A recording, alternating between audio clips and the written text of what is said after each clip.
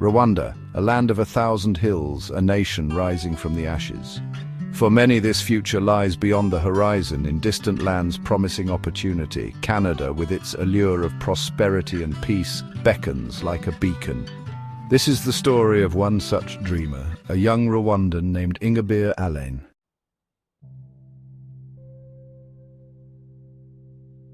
Kigali International Airport, a hub of constant motion beneath the midday sun.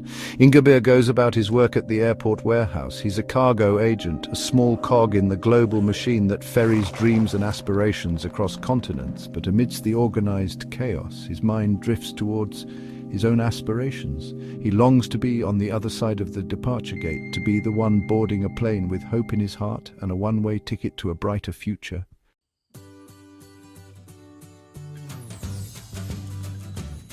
The warehouse walls seem to close in on Ingabire, the air thick with the scent of cardboard, engine oil, and distant lands.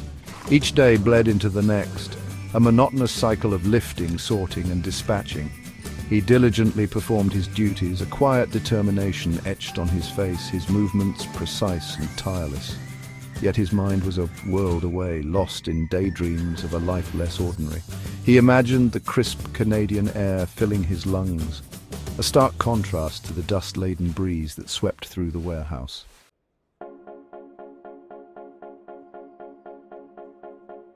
The airport, a place of arrivals and departures, served as a constant reminder of his own stagnant existence.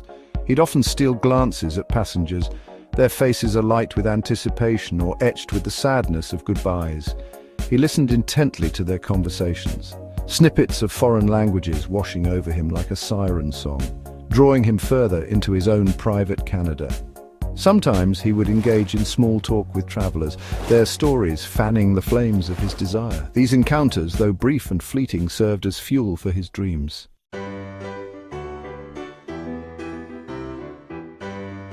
Evenings offered a brief respite from the drudgery of the warehouse. Back in his modest home, a one-room dwelling he shared with his younger brother, Ingabire would lose himself in his other passion, storytelling. He'd spend hours hunched over his second-hand laptop, the glow of the screen illuminating his earnest face. His YouTube channel, aptly named Storyteller, was his sanctuary, a space where he could give voice to his thoughts, dreams, and observations. The channel, though modest in its following, was his pride and joy, a glimmer of hope amidst the ordinary.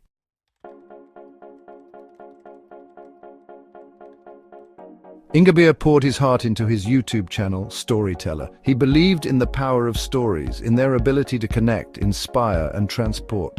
Each video was crafted with care, a blend of his observations, experiences, and the dreams that flickered within him. He'd spend hours experimenting with camera angles, editing software, and even attempted to add background music. Though his resources were limited, he yearned to find his voice, to connect with an audience that resonated with his stories, his dreams, and his unwavering optimism.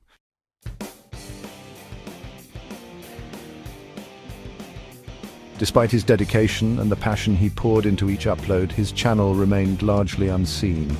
The subscriber count crawled at a snail's pace, each new digit a small victory in a seemingly endless battle for recognition.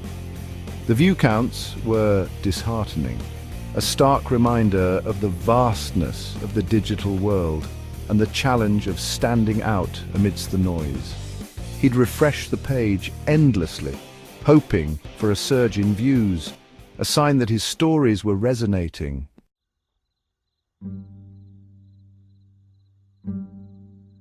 The weight of this digital indifference began to seep into Ingabire's usually optimistic outlook. The joy he once derived from creating, from weaving narratives and sharing his world, started to dwindle. He questioned his abilities, his content, his very purpose in the ever-expanding digital landscape.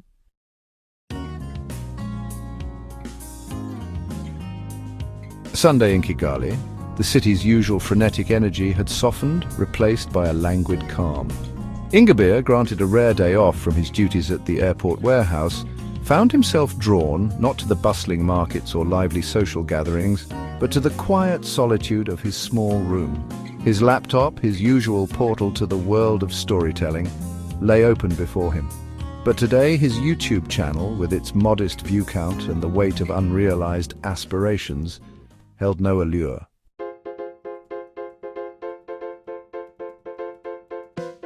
On his screen, a world away from the physical reality of his cramped room, a charismatic young man spoke with an infectious enthusiasm. He spoke of algorithms, of artificial intelligence, of the hidden forces that shaped the online landscape Ingabir found himself lost in. The words, initially foreign and intimidating, slowly began to weave a tapestry of understanding, revealing the mechanics behind the digital curtain. The presenter, a self-proclaimed tech evangelist, demystified the complexities of AI, breaking down its power into digestible concepts.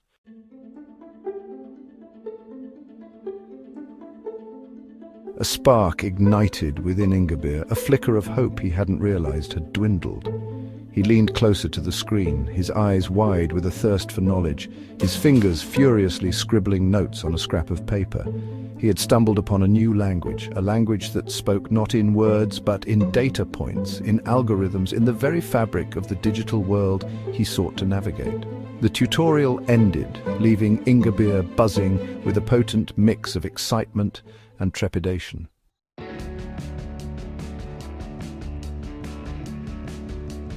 The days that followed were a blur of intense learning and feverish experimentation.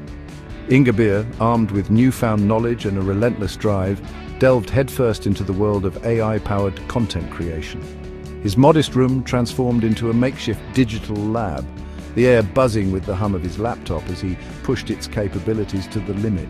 The tools that had once seemed daunting, the algorithms that had appeared indecipherable, slowly became extensions of his creative vision. He spent hours poring over tutorials, deciphering the intricacies of AI-powered video editing software, keyword research tools, and audience analytics platforms. He embraced the iterative process, each failed experiment, every video that garnered only a handful of views, a valuable lesson learned, a stepping stone on his path towards mastering this new language.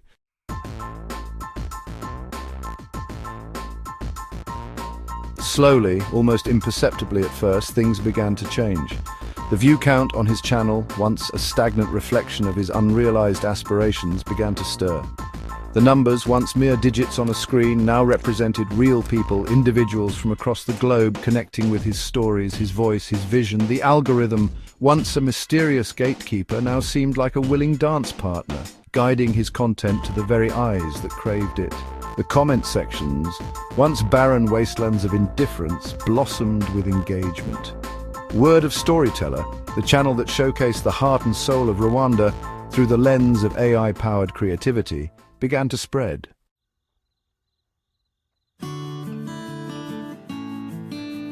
The transformation in Ingabir's life was as dramatic as it was swift. The once familiar walls of his modest room seemed to expand, no longer containing the boundless possibilities that now stretched before him. The weight of financial constraints, a constant shadow in his life, began to lift, replaced by a sense of security he had never known. The income from his channel, once a trickle, now flowed steadily, a testament to the power of his newfound digital prowess. He moved out of the cramped room he shared with his brother, securing a comfortable apartment for himself and his family. He invested in new equipment, transforming his home into a state-of-the-art studio, a testament to his commitment to his craft. He used his platform to highlight the stories of other Rwandans, showcasing their talents, their businesses, their dreams.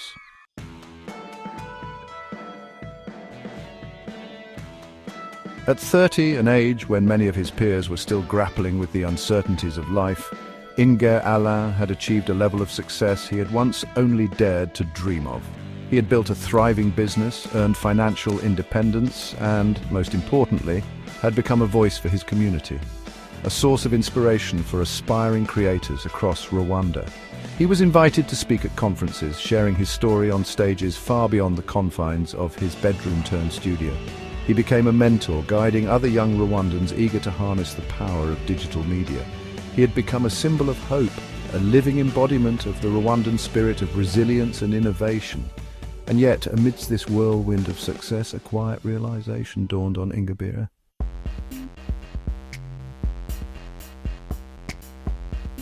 Ingabire sat in his new office, the Kigali cityscape stretched out before him like a vibrant tapestry. Gone was the cramped room, the flickering second-hand laptop, the air thick with the weight of unfulfilled dreams. Sunlight streamed through the large windows, illuminating the sleek lines of his modern workspace.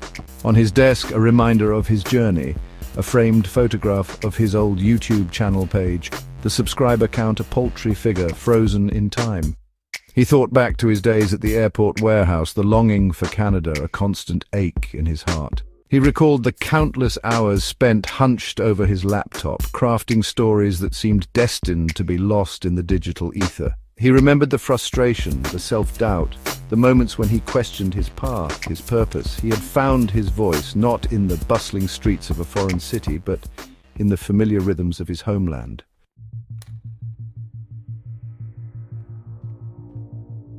Ingabire's journey from warehouse worker to digital entrepreneur was more than a personal triumph. It was a testament to the indomitable spirit of Rwanda, a nation rising from adversity, propelled by the ingenuity and resilience of its people. He had become a beacon of hope, his story a testament to the transformative power of technology and the boundless possibilities that bloomed when passion met opportunity. His legacy extended far beyond the digital realm. He had created jobs, empowered his community, and inspired a generation to embrace the power of storytelling. He had shown that the tools of the future were not reserved for the privileged few, but were accessible to anyone with the courage to dream, to learn, and to build. As he looked out at the faces in the conference hall, a sea of eager eyes reflecting his own journey, he knew that his story was not unique. It was a story mirrored in the hearts of countless young Rwandans, each carrying within them the potential to achieve greatness, to reshape their destinies, and to contribute to the ever-evolving narrative of their nation. His message was simple yet profound. You don't need to cross oceans to find your dreams. Sometimes, the most extraordinary journeys begin right where you stand. All you need is the courage to take the first step, the will to learn, and the audacity to believe in the power of your own story.